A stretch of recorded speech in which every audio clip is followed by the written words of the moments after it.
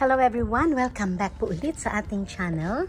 At sa mga bago po sa ating channel, welcome po kayo sa Pot Succulents and Home Vlog. So, ang nakikita po ninyo ngayon ay isa po sa ating, I think this is nearly 2 years na inarrange natin. As you can see, ito pong ating Violet Queen ay hindi po kinaya ang lamig. So, yan po ang nangyari sa kanila. So, maraming natuyong leaves and also parang napuntahan po sila ng mga bugs.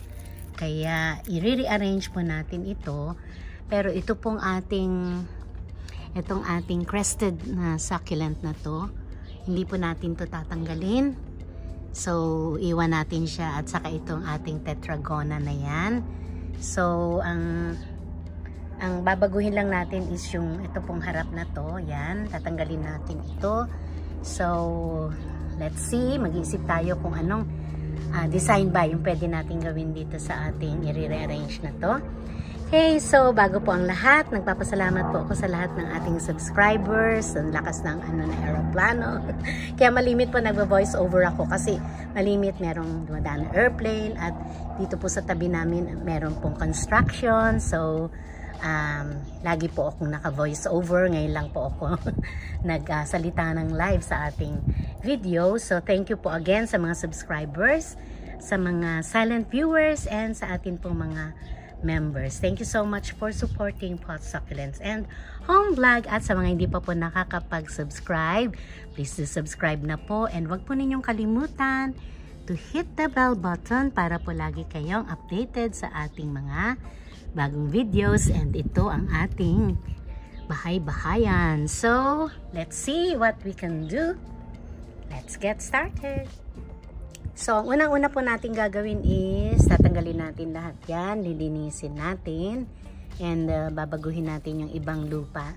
To-check natin kung ano pa yung magagawa. Pero, looks healthy naman kasi makita ninyo yung ating tetragona at saka yung ating crested succulent and itong sedum natin na ito, sedum clavatum.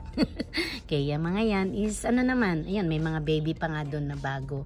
So ito lang pong Violet Queen ang hindi nakatagal sa lamig kasi nga po we just finish yung yung winter. So spring na ngayon. So hindi ko to na check mabuti pero it's okay. Ganyan talaga. Okay. But before we start, gusto ko munang ipakita sa inyo yung aking mga flowering plants ngayon. Ayan po yung ating Cymbidium orchids.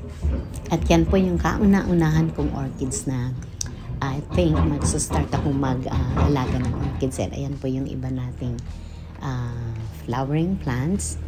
And syempre kasama din nila ang ating ruby necklace. Ayan, di ba? Napakaganda. Okay, so start na po tayo. And ito na po yung ating ginawa. Hindi ko na po pinakita sa inyo. Masyadong hahaba ang video natin. Hindi ko na pinakita sa inyo kung paano ko tinanggal yung mga namatay na, patay na yung yung ating Violet Queen. So, itong ating bahay-bahayan na yan, naisip ko na dito natin banda ilagay. And papalibutan na lang natin siya ng sedum clavatum natin. And maglalagay tayo ng konting ng rocks dun sa tabi ng bahay. So, yun lang po yung naisip kong design for this one.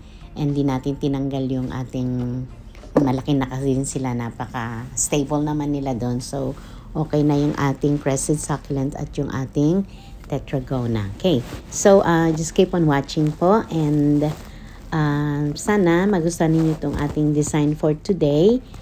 And kung meron po kayong gustong mga topic about succulents, kung may mga questions kayo, just comment down below lang po and I'll try na masagot po yun. Or kung meron kayong ibang gustong design na pwede nating gawin, try natin kung magagawa natin.